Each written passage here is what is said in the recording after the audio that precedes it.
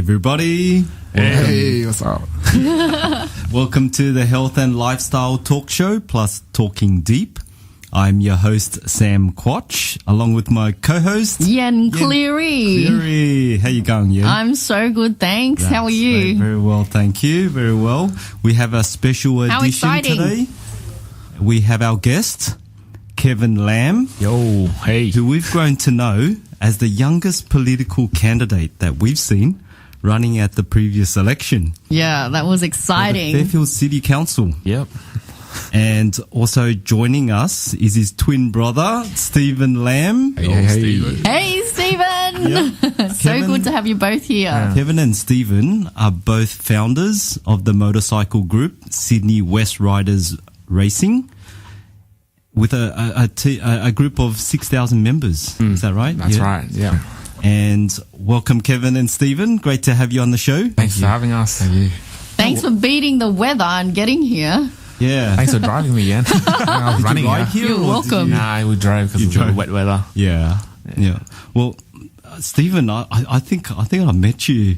Oh, what did you meet me at? I don't know. It was a few months ago. Yeah. And I didn't know Kevin had a twin brother. I always tell Kevin to tell everyone, like even because I might. You probably started talking to him like I did. I just saw him, right, and we didn't say hi.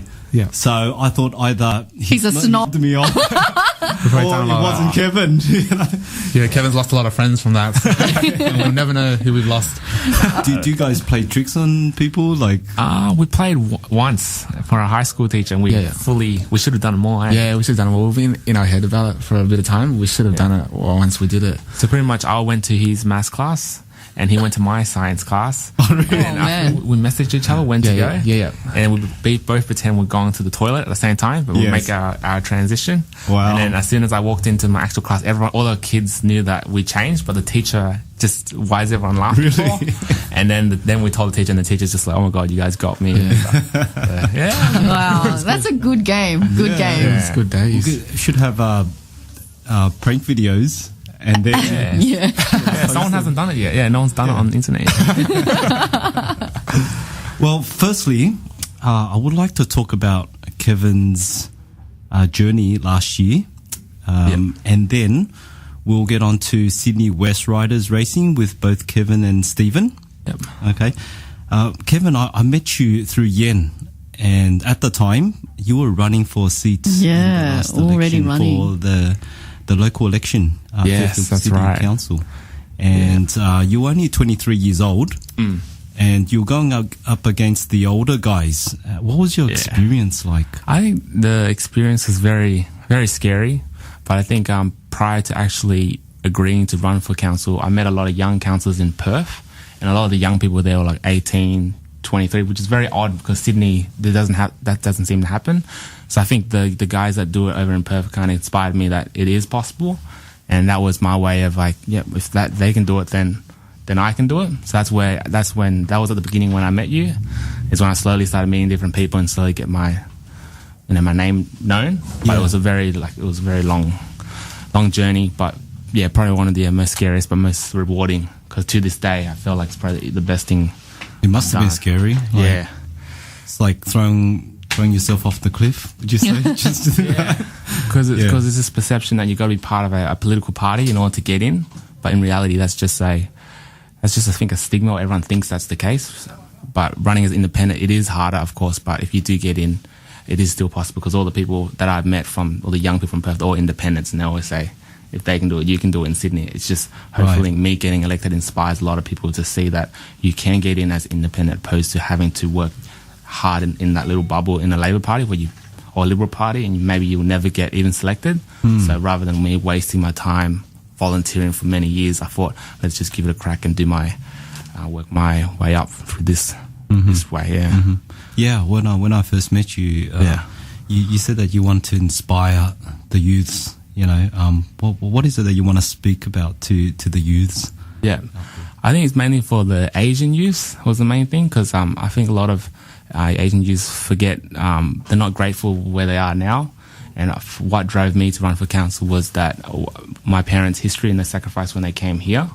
So my dad came here when he was 18, had to leave a a loving relationship. My mum came here she came here by herself from a rich family, and she's, working at a factory at age 20, 21 with no English. And when I got present to that, and now I'm here, I figured it's time to make a difference back to the community, like take hold of this opportunity that my parents have given me rather than just do a 9-to-5 job. And I think a lot of young people have to see that. And if they see that and they see present to that, then that will definitely drive them to find out what their purpose was. And for my purpose was to be a leader for my local community. So I was hoping that if I do get in, a lot of people will use my story as a precedent to launch whatever that matters to them. And even during the campaign, even though I didn't get into this day, there are still a lot of young people that are messaging me and still want to meet to find out how did you do it. So it's a very inspiring story. Like, it is, absolutely. Yeah, like the courage that it took, what you had to do with it, and you saved your own money. Can you tell us a little bit more about how you started to, like, maybe from even the decision to go, like before everything? I think the decision was, so the first thing that came out was, I started working in a career in doing property development. So I was like, I want to be able to contribute to the way our city looks. I want to inspire young people. I want to make a difference to the community. And then someone suggested you should run as a councillor. That's what a local politician does for the area. And then that was the first click. Yeah. And then the next person I told was you, Yen. Yeah. And you were like, that's a great idea. Like, you can do it. And then the next person after that I met was Dai Lee, which is one of the candidates I actually ran against last year. But she was one of the second people I met 3 years ago. And she gave me her advice and what drove her. Yeah. And then eventually I met other politicians like Chris Bowen as well, again, find out what drove them. And then eventually you might not grab everything they said, but you naturally find out why you want to do it. And that was the grassroots of me figuring out that this is what I want to do. But it took a lot of conversations with all sorts of people to find out. Took a lot of courage to do what you did.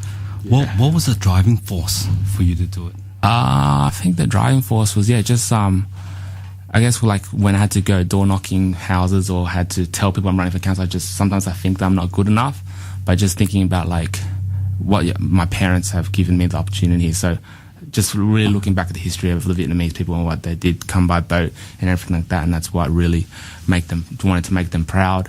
And I did tell, one of the things was before I ran for council, I remember because my dad had a heart attack before he passed away 2 years ago. And when we thought that he was going to pass away, he told us to tell us what we wanted to do. And I told him, I want to run as a councillor one day. And then I kind of honoured that by running it with him last year. Yeah, he was in the photos and everything. So yeah, amazing. It was just being my word when I said that. And so next time when I run, it'll be even more 4 times the effort because it's going to be on honour of my dad who passed away 2 months ago. So so that's the driving force is parents and the family. Yeah, it's Kevin and Steven's dad's 100 day today. Yeah. Wow, that's so inspiring. Yeah, he must be really proud. Yeah. Yeah. Very proud. I saw him in the photos and everything. He's like so proud. He's got like this biggest smile on his face. Yeah. He was just a hardworking dad. Yeah. Yep. So. Okay, you want to talk about purpose and goals, and what's your purpose and goals from here? And purpose and goal is there's different things now. I mean, I still want to run for council again in 5 years' time. This time I've learned a lot of what I didn't do right, and that was a lot because I thought that it was enough. So now it's taking it to the next level. So for campaigning, for that goal, I'll run it again in 4 or 5 years' time. Traveling, I haven't been traveling. Work, again, I come from a town planning background. So again, sorry, I just... Yes.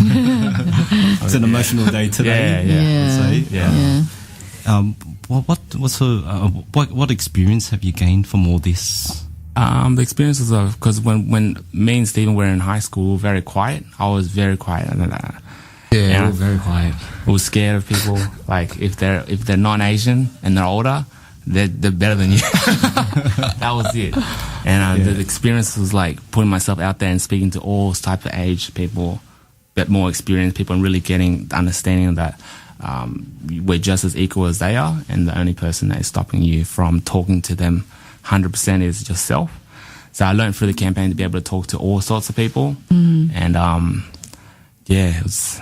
Can you tell us a little bit about the door knocking? I just think that's so courageous, out of the ordinary. You would have confronted so many things about like the next door knocking. Did you do that on your own, or? So I first did like a little timetable of how many houses I'm going to knock every week. So I say first one I said it's going to be 100. I think it's easy.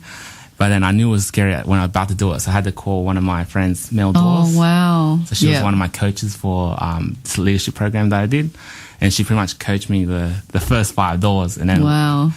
And yeah, it was scary because people were like, what do you want? You know, or like, who are you? What do you have to offer? We should go door knocking together. Yeah. I've done probably about 50,000 doors in my lifetime. So. Yeah. And it was hard because people think, oh, you're too young, or people don't even let you talk.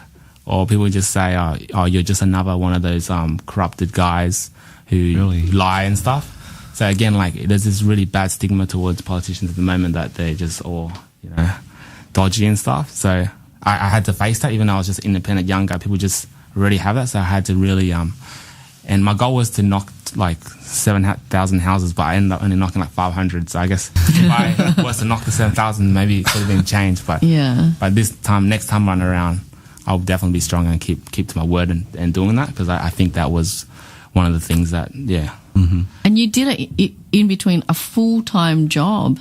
Yeah.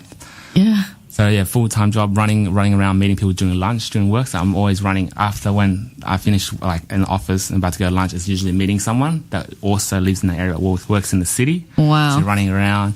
But then after work is just planning what needs to be done. And so pretty much every day. But it felt like it wasn't hard work because I was really motivated because of that purpose of doing it for the parents and making them proud was what drove me. So even though doing that for 7 months, I really got to test myself to the limit of what I can do. And so that was very rewarding. And Steven at first was like, when he told me, I was like, there's a lot of dreams you've had. But this one's I think it's just a little too much. Did you try to suppress his dream a bit? I wasn't really supportive at the start. You can be supportive of each other. Just switch roles. Just like, when Kevin needs a break, you can I heard Steven's side with it a lot. It was actually really funny. You should share some of it. I was because they look exactly the same. Yeah, because when we're twins, whatever Kevin does, I'm automatically on board somehow. But this time with politics is when Kevin's post is around, my face is around too. So I equally kind of have to have a say in this. And one of the most challenging for me was when we were at the first pre-votings, pre-polls at Fairfield Council. Kevin wasn't there, so Kevin's like, I'll just go there and just be the guy that hands out the flyers. Very simple, be the guy that hands out the flyers. But because I was there, double the work there. Yeah, it's very. We think it's okay because we don't know being Steven what it's like, but it did impact his life, and the story is amazing. Yeah, when I went to the first voting days for the first 2 weeks, I went to the first day, and because it's the first time people get to see their candidates for the first time in person while they're voting, everyone thought I was Kevin, and there was other candidates there, and I was like, dude, I'm just here for my brother. But, I had to explain that I'm his brother every 5 seconds, but that's not enough. That's not enough. And I had a really kind of identity kind of meltdown, and I called Kevin. I said, I gotta go, man. I gotta go. I'm sorry. And he was actually very understanding, and my parents were actually very understanding. Even though I thought my parents would really tell me you gotta stay, but it was really. But the thing was, they were asking him political questions. They were holding him to account for some of Kevin's word. They were asking him really things that Steven has no way of answering, so it was very confronting. My answers are getting judged on Kevin's behalf, and it was very difficult for me, and I just kind of wanted to avoid. Yeah. So I'm a bit nervous for Kevin's next go. I'll praise him for it, but it'll be exciting again. So when's the next election? It's in 4 or 5 years. Yeah, so it's still a long way, but throughout this process is continually working our skills, like debating, speaking, going on. You've got to show Steven next time. So prepare the questions for him so he can answer them. We support you the whole way, Steve. Kevin. Would you be running for Fairfield City Council again? So Fairfield's divided into 3 wards, pretty much. So 3 kind of sections within Fairfield. So I ran for the Cabra Vale ward, which is like Cabramatta, Canley Vale, Mount Pritchard, those stuff. So yeah, so pretty much each ward has around 10 suburbs each. So I'll be running for that 10 suburbs. Right. Right. Okay. Yeah, we support you 100%. Vote for Kevin Lam. Yeah. In 5 years. Yes. In 5 years, we're ready to vote. We've got our pens out. Don't forget, there's 2 of them out there. Okay, we're gonna take a quick break, and we'll be back with Kevin and Steven on Sydney West Riders Racing. That's exciting.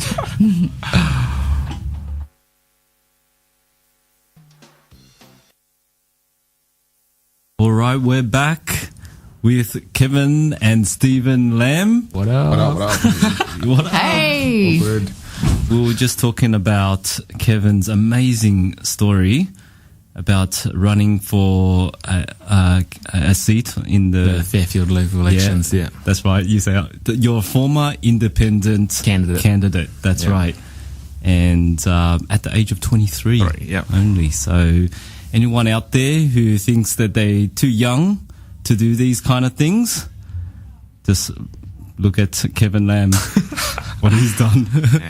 So let's talk about Sydney West Riders group. Yeah. What's the group all about? But you want to talk about it? Yeah, you can talk about it. All right, so Sydney West Riders is a group started 5 years ago. So pretty much, I got my first bike, which is a 250. Steven got his bike, and there wasn't any riders in our area. And we created the group with the idea just to get some friends that we can ride with. So it started off with 3 of us, then 4, 5, and eventually it now grows to up to 6,000 members. And I guess from the first year it was just meeting up, and then the second year was starting to do events, third year more events, fourth year even charity events, and the fifth year is where we launched our racing team, where we support 2 professional riders to race under the Sydney West Riders community that we've created. So that opened up Sydney West Riders Racing. So they race at the highest national level at the moment. Right. And you have professional riders? You're like... Yep. So they're currently 2 professional riders. Name is Thomas Bryden and Cambridge Oliver. They're both around 25, 26 or 26, 27. They both have a big goal of racing at the World Championships. So even though the last few years they've been scoring top 10 positions in Australia, they still struggle to take it to the next level because they lack sponsorship, exposure. And we figured that if they race under our community branding, where we have followers or 6,000 people or people that know about Sydney West Riders, hopefully gives them a following and an access to sponsorship and get their name out there, and hopefully it can take them to the next level and launch their actual career or their dreams that they want. So yeah, we have two professional riders at the moment. How did it all start? So I'll probably answer this one. So Kevin actually came up with the idea 5 years ago, but again, I was not very supportive of it. We only just got our learner's license, and Kevin was like, let's start a group. And I was like, oh, you're going to just get bullied or something out of it. You're going to get bullied. I let Kevin kind of like just start his own thing, and then slowly all these people started joining. Like, it was only like 20 people. And I was really, really happy. There's people suddenly coming into this group. And initially it was Sydney Youth Riders, where it was all about young people. And then we just, Kevin decided to host his first ride. I think the ride was just to Cabramatta to Canley Vale and back. It was really nowhere, but it was. How many of you on your first ride? Like 5 or 6, but it felt like there was like 100 people with us, because it's that feeling of this is massive. This is a big achievement. How old were you then? Like 19. Yeah, 19. Wow. And it was all Kevin at the start. I think the first 2 years it was all Kevin, me kind of just like, I don't know, I'm still in my head about it, there's a bit too much. And after the second year we kind of just, I'm on board. I'm fully on board with what Kevin's always been kind of leading the way, and I get in my head a bit, but he always proves the actions that he takes that inspires me. Twins, do you see yourself as one person? Is that how it is for twins? I don't know. For me, is I don't like him wearing the same clothes that I'm wearing. Really? That's the only thing where I feel like I'm losing my identity when he's wearing the same thing. Like, if we do the same stuff, I don't really care. But it's just when he wears the same, like right now it's okay because it's a team jacket. But if it's like both wearing white shirts, it's like he won't leave the house. He won't leave the house. Change the shirt. You gotta change it. There's something about it. I remember last time in high school, we were on the bus, and the bus was full and there was a spare seat next to Kevin, and Kevin doesn't like it when people, like, at the time he didn't like it when people see us as twins or something. And then Kevin's like, you can't sit here. And I had to stand the whole way home. And just like, Kevin has this thing about, wearing the same thing and getting judged. That's over now. Let's talk about your first kind of big ride. I know that it's a very complicated thing. Like, you know how it's not like Hoons and people are against that. Yeah. You've clearly, at the beginning, you talk about the rules, and then when it's a corner, I know that Steven's told me a few times how you, like, if I'm a rider, okay? So if I'm riding in a big group, I'm like, I'm lost now. I don't know where I am. Where did you guys all go? Do So why don't you explain a little bit about the logistics, how you control a big group of motorbike riders? So how it works is, so we ride every Wednesday night for the last 4 years now. So when we manage the ride, like big ride, before we take off, I'll call everyone over, say, everyone, let's come over. And how big is this group now? So usually weekly, you have like maybe 30 to 50 people come each week. So that's kind of a small group. But if we have like a big event, let's say our charity ride, or we have our Vivid ride at the middle of the year, the biggest one we had, 180. So you call everyone over. Again, I was very shy. 180 riders. And I'm not the best at projecting my voice, so it took time to get the balls to speak louder. And it's still, I need to speak even louder. But so pretty much you call everyone over and everyone goes around you. And then you say, welcome everyone to the ride. Here are some of the rules. And the main rules is usually I lead with an orange vest and I tell people not to overtake me. And then right at the back is a guy in a yellow vest. So he's always at the back. And so pretty much every time I make a turn, let's say I turn left at the next lights, the guy directly behind me will indicate where I turned off. So I'll signal the guy to pull over and he'll indicate where I turned off, and the rest of the group follows through.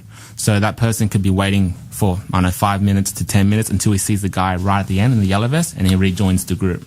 So it happens for every turn I make, the guy behind me will pull over.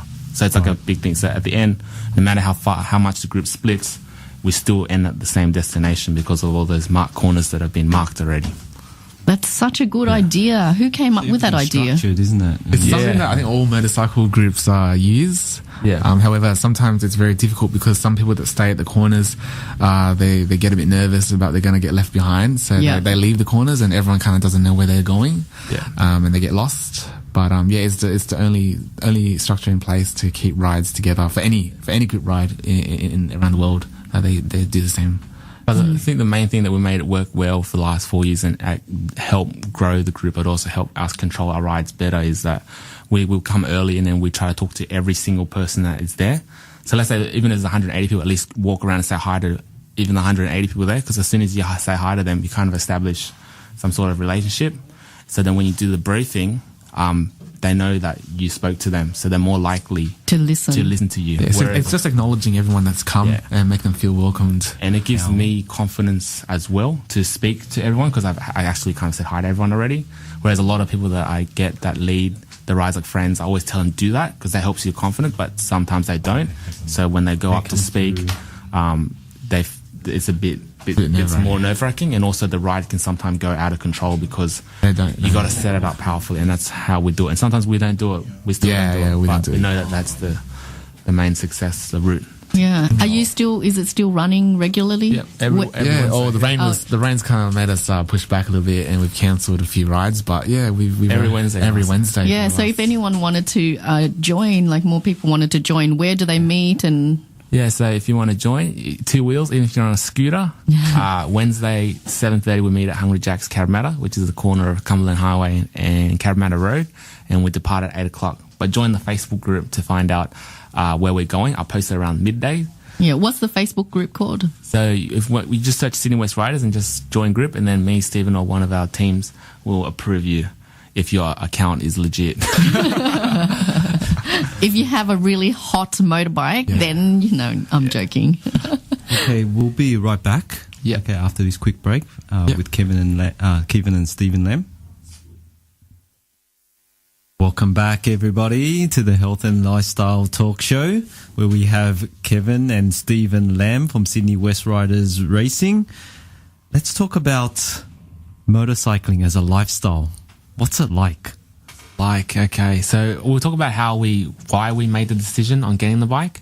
And I think our first decision of getting the bike to now why we're riding is completely different. So when we first got the bike, we got left out of high school. Everyone had cars, and we thought it would be cool if we were the ones that were riding a motorbike. And so that was our first step. Who bought the motorbike first? So our parents disagreed. They said, no, you can't buy a bike. So we started, what did we do? We bought the bike and we left it at a friend's house.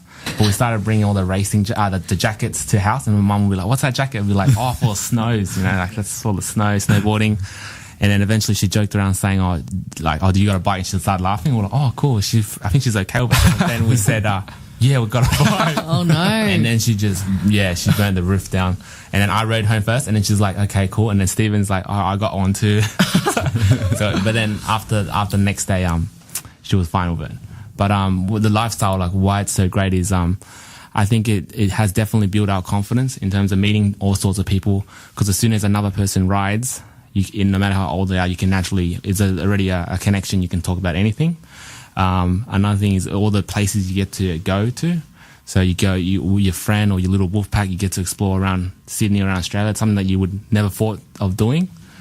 It's just, I think when you're stressed out at work or have a long week, just getting on the bike and just riding around nice scenic areas just gives you freedom as well. So there's all these stuff. It's a thrill that you can't explain until you actually start riding a motorbike. Yeah. But it's ride better my than bicycle, and that's why I didn't get my motorcycle license. I keep stacking it all the time. I think I'm going to kill myself if I'm going to. Yeah, Sam, you shouldn't get one. Getting a motorcycle. We don't want to be picking up pieces of Sam. I did actually go for the license. Yeah, I did, but I didn't end up getting it. Oh no! I was supposed to go to the RTA to get it, and I don't know what happened. I just got so busy or something, and you got scared, Sam. Maybe. Yeah, you got scared. Maybe. You got scared. Yeah, everyone always gets scared. And I mean, it just looks a lot of fun. Yeah. And just seeing it on your Facebook group as well, how the races ride as well, it's just amazing. Yeah. How they get down so low like that. And so some of them, just crazy. Some of them love the adrenaline, the track days, the experience there. And how do you explain how they do Which it? one? For leaning, it's just like a coin. As long as there's momentum, no matter how much you lean, you just got to keep steady.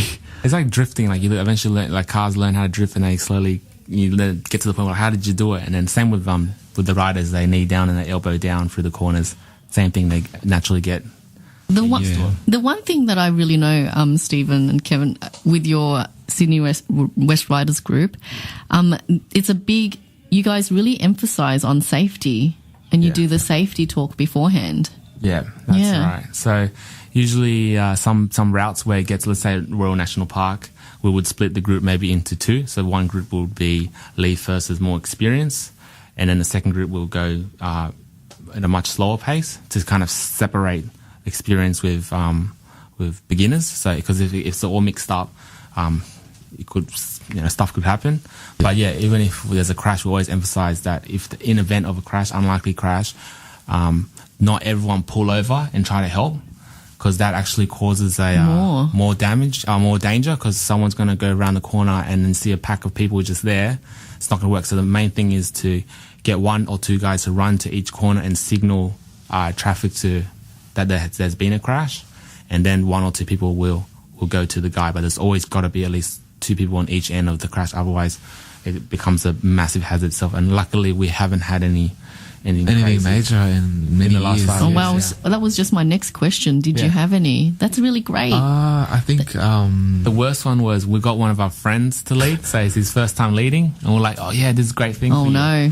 Then one of the riders, he overshot the corner, and then he held on to his handlebars too hard, and then he dislocated both, because as he flew off, he held on to the handlebars, and the ambulance came, all the bikes are everywhere, everyone's running to the scene. So we learned a lot from his example. It's like a case study. And ever since that, he didn't lead anymore until probably last year. But we learned a lot from him, because he got pretty much the worst ride you can get. But we learned. Were you there for that one, Stephen? We went there. We both went there. Yeah, we went there. So we got one of our fellow team members. You both weren't there. Yeah, we went there. Yeah.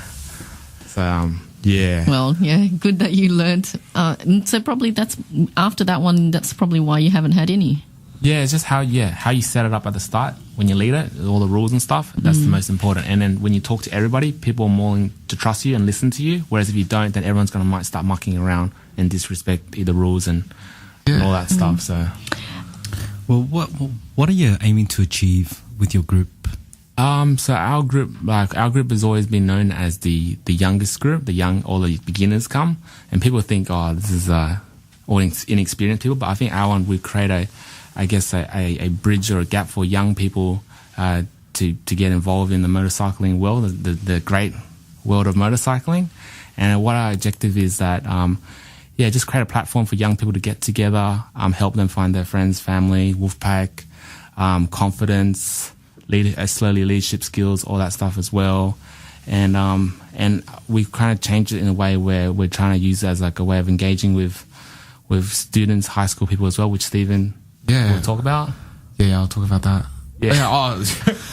So a lot of people know that we, like Kevin mentioned, we ride every Wednesday night. But over the past few years, we've kind of branched out to some local events that people have reached out to us. And like tomorrow, we'll be visiting Cecil Hills High School with the race team, and that's something different, very different to what we usually do. And it's part of, like Kevin said, we want to promote motorcycling positively to the community as well. Yeah. Amazing how you're so involved with the community. Yeah, so people reach out to us, like I think Youth Off the Streets reached out to us. We had to postpone the event with them, or I think a few months ago the local SES reached out to us to come down with some bikes, and we really like that. You know, that's I think that's the best way to promote motorcycling, because there's just a huge stigma about motorcycling that it's gang related. I think one of the schools declined one of our visits. I think they just think we're just gonna do some burnouts or something. Yeah, but really we're just like normal guys, young guys, and we enjoy this type of motor transport. Yeah. And there's a few charities that you ran and raised money for. Can you talk a little bit about that? So the first, the one we raised recently was for a charity organisation called Inspire 180. So that's run by one of the local, pretty much heroes, named Tony Huang.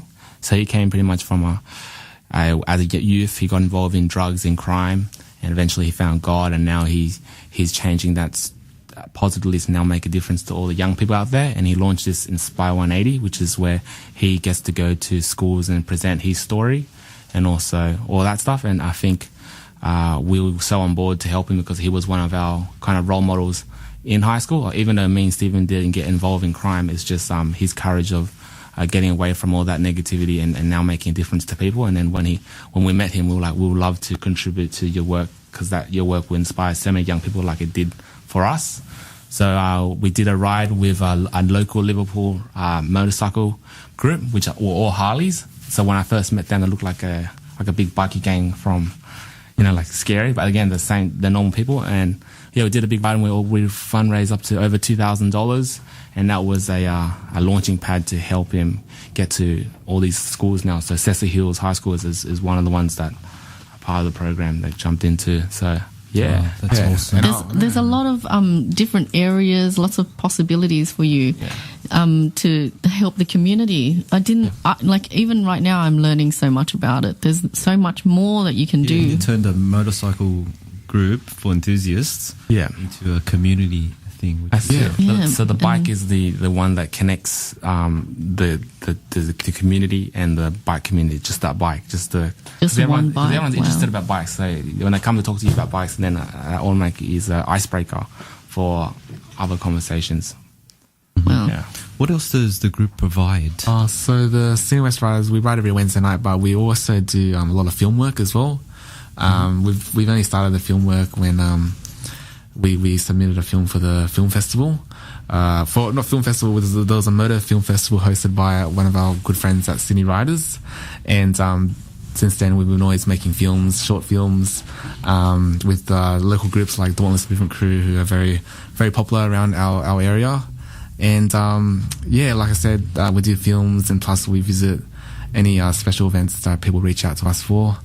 And I think there was anything else. So the idea is so we've got film with creativity, and then you got racing, and then you got the normal Wednesday night. So we're attracting different members of the community in different ways as well. So some riders will be interested in the filming. And then we get the whole you get the whole community involved.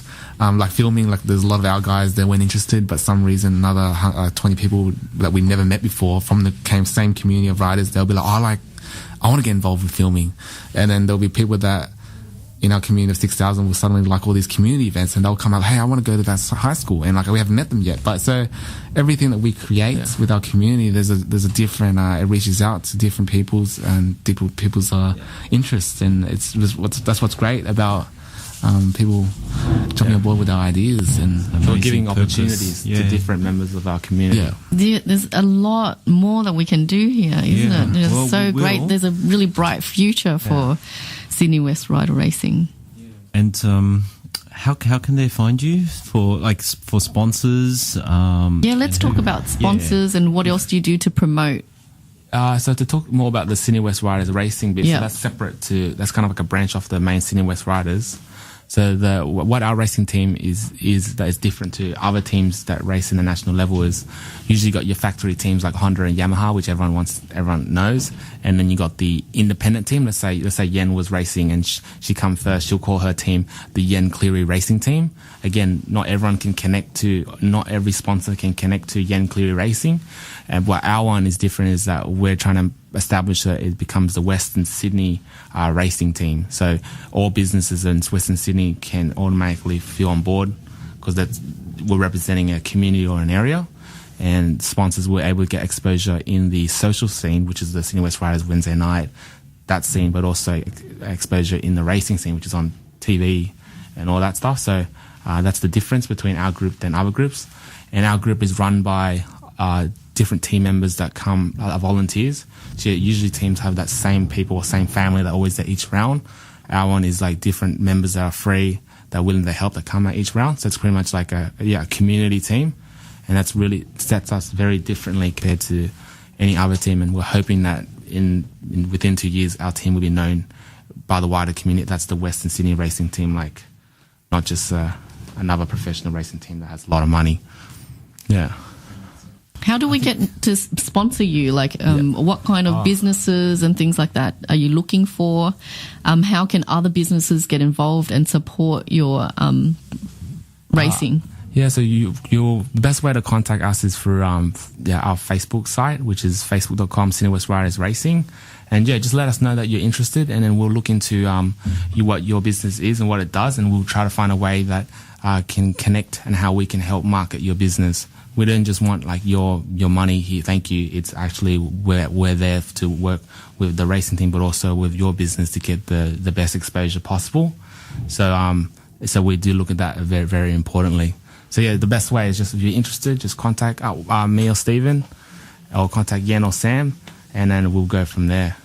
And you have a website as well? Yeah, we have a website, but that's getting revamped. But we did have a full-scale report where it kind of highlight our objectives, who we are, what we do, what we're trying to achieve, the sponsorship packages and stuff like that. But that can be sent once someone expressed interest. We will have Trevor back as well. Yeah. He's also part of the group. Yes. As well. And we hope that Kevin, Stephen and Trevor can do a motorcycle segment. Yeah.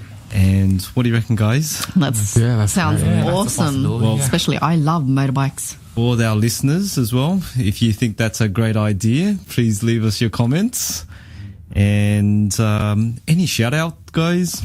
We'd like to a big shout out to all the sponsors that jumped on board for us for this first year. It's for a new team. It's very hard to kind of like market ourselves for people to trust us what we're up to. And I'd like to say thanks to London Raceway, which are opening up a new racetrack for in Western Sydney. And also OzMC, who are all repair our leathers around here in Sydney. Whenever we crash, they repair it for us. And also SViz Australia, which is a action camera company, which is similar to GoPro, that they're trying to branch into Australia as well. And another thing is a big shout out to my dad. Yeah. This is his 100th day. We'll continue to make you proud. And That's so great. He is so proud. He is so definitely proud. I'm very proud of you guys. I've known you for a long time now. And for me, it's always, Kevin and Steven, they're the young guys and they're full of possibility. And you know what? When you see it happen in reality, when it's tangible and touchable, it just has, it just has my heart melt, and I'm just so happy and proud of you guys. So long to go as well. There's a lot. That's too much. This is just the beginning. Just the beginning. Just take action. Don't talk. Just do it. That's it. That's it. Yeah. Anything else you guys like to say before we go? Just want to say thanks to Sam again for having us. We hope to be part of future segments, and Yep. All the time. We want you to be regulars. That's right. Well, Kevin and Steven, thank you for your time today. It's been a great pleasure. I hope it all pans out well for you. We'll watch your progress, Kevin, in the next election. Yeah. And for motorcycles enthusiasts or not, head to Kevin and Steven Sydney West Riders Racing. Or Racing. So the SydneyWestRiders.com, and then the Facebook is Sydney West Riders Racing. Yeah. Yes. Okay. You'll find it on Google. The group. Yeah, you just Google these guys. Well. And that's it for today's segment. Yeah, thank you. And we'll let you know of all the updates. And I hope you enjoyed today's segment. We'll see you next time. See you. Bye, everyone. See ya. Bye. See you at the ride.